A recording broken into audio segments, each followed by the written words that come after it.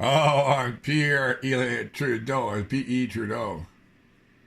Oh, yes, okay. Hi, Justin. This is a song. This is a poem about your dad, man.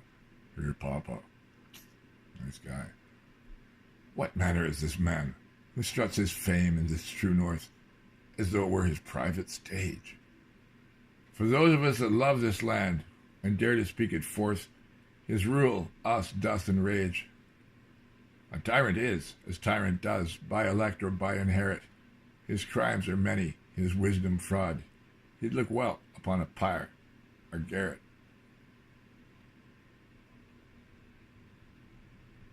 I'm sure they know this is poetry. Otherwise, that's sedition. What did I write about this? Okay, here we go. It's a paragraph. It's like this, This is paragraphs here.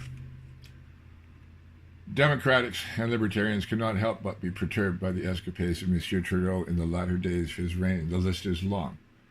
But one must worry for the state of political consciousness, let alone conscience, in this country, when in front-page newspaper articles the PM can gloat over having won a constitutional battle, the script for which he had himself written, by having secured declaratory powers and censure under peace, order, and good government, and so forth.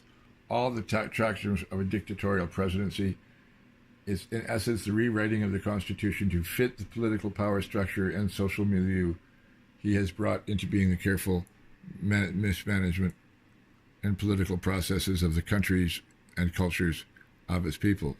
Shades of Oceania, in 1984. As the youngest, in other words, all together, Britain and U.S. and so on. As the youngest of the major nations of the world, quote-unquote major, Canada is the most modern and method, with no history to undo or revise, and so not much anyway. Well, I have a lot to say about that since. Canada is becoming the prototype Orwellian state, with absurd doublespeak jargons, sweeping police powers, a computer society held in slavery to consumerism and haphazard growth, a quasi-militarist foreign policy. What else can you call it when Canada tacitly supports the U.S. and peddles can-do breeder reactors to all comers? A massive, intricate, and near inhuman bureaucracy and an entrenched ruling elite with all memory of Canada that had been before Trudeau mania put Canada through a cultural revolution where urban centres continue to elect an egomaniac, mostly for his arrogance and his fast tongue and his fashionable attempts at statesmanship and historical greatness. What else can one do when the world has come to its end, as Caligula said? The new national anthem, of course, will be, "Beneath the spreading maple tree, I sold you, and you sold me." Sung by either the First Ministers or the Pierre men, as you please.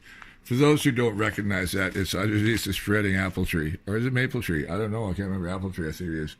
In 1984.